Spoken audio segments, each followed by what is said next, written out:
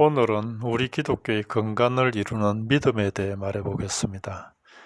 첫 시간에 그리스도의 신비에 대해 나누며 세 가지를 말씀드렸는데, 우리 안에 내주하시는 우리 주님의 신비와 우리의 의로움과 거룩함과 구원함이 되시는 신비, 그리고 우리로 이 땅에서 이미 하나님 나라를 살아가게 하시는 신비를 말씀드렸는데요.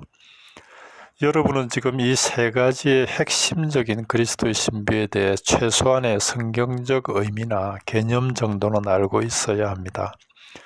왜냐하면 이것을 모르고는 기독교를 안다고 또는 믿는다고 말할 수 없기 때문입니다. 그럼에도 제가 이에 대한 설명 없이 다음으로 넘어가는 것은 최소한 이 방송을 듣는 분들은 이미 다 알고 있다고 믿기 때문입니다. 자, 그렇다면 이제 우리가 논해야 할 다음은 여러분이 알고 있는 이 그리스도의 신비가 어떻게 여러분 각자에게 실제가 되는가? 다른 말로 우리가 그리스도인으로서 어떻게 이 그리스도의 신비의 삶을 살아가게 되는가입니다. 어떻게 그리스도의 신비가 우리에게 이루어져 우리로 이 신비의 삶을 살아갈 수 있게 할까요? 그것은 바로 믿음으로 말미암아입니다.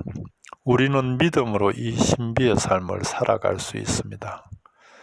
그렇다면 왜 믿음일까요? 어떻게 믿음으로만 그것이 가능할까요? 이에 대해 간단히 말해 보겠습니다.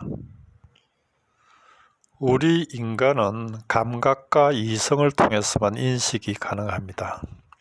그런데 하나님의 내주하심이나 구원함, 그리고 하나님 나라 같은 영적인 사실들은 우리의 감각으로나 이성으로는 도무지 인식되지 않는 우리 인간의 한계 너머에 있는 하나님께 속한 것들로, 그래서 육적인 우리가 영적인 무엇에 접근하려면 우리의 감각과 이성을 뛰어넘는 믿음이라는 길 외에는 없기 때문입니다.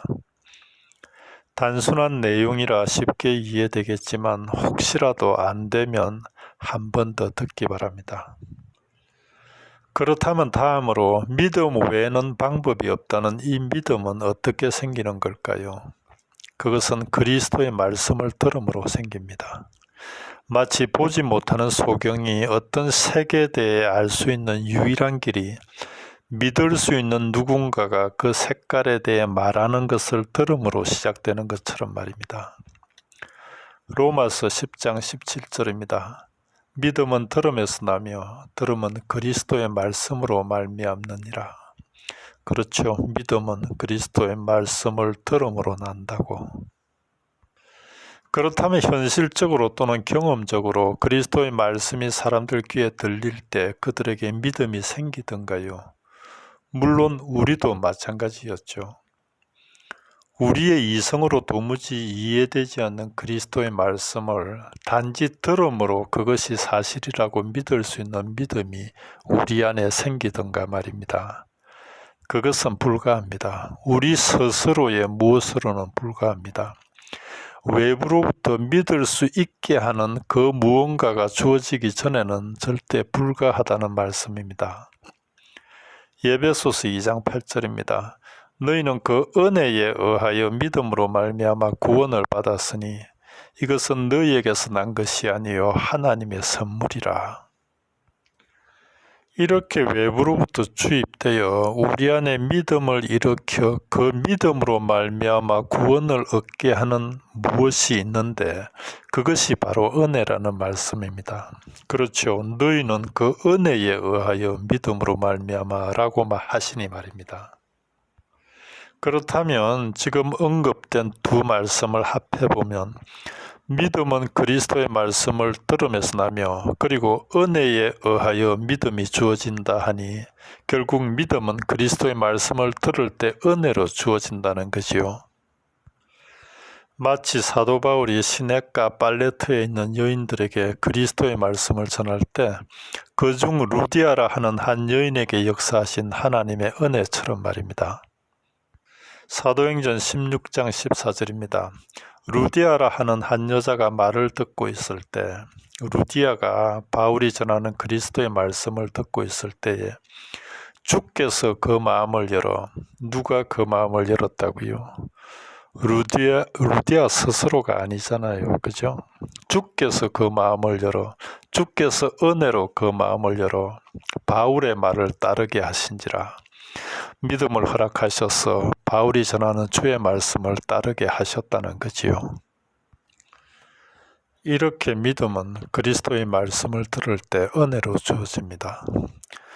그러니 제발 믿음에 대해서만큼은 누가 무슨 소리를 해도 듣지 말고 오직 그리스도의 말씀으로 말미암는 믿음에 맡겨야 합니다.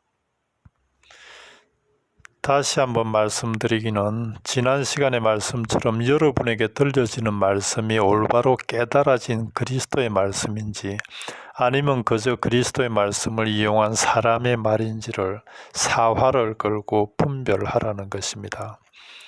깨달음 없는 자들이 전하는 그런 다른 복음, 즉 다른 그리스도의 말씀으로는 절대 믿음이 생기지 않으니 말입니다.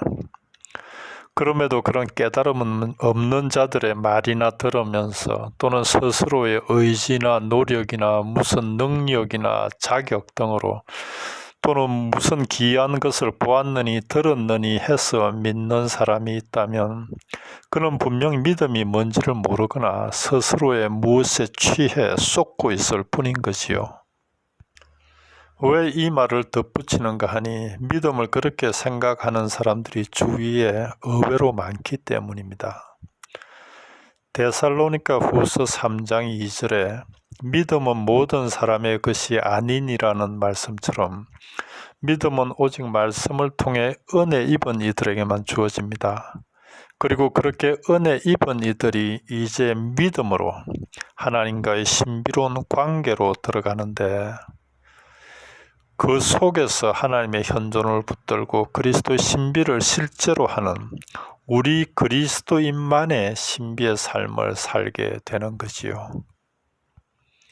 이것이 소위 히브리서 11장 1절에 믿음은 바라는 것들의 실상이요 보이지 않는 것들의 증거니 하는 보지 않고도 아는 믿음이며 고린도서 5장 7절에 이는 우리가 믿음으로 행하고 보는 것으로 행하지 아니함이로라 하는 보지 않고도 행하는 믿음입니다.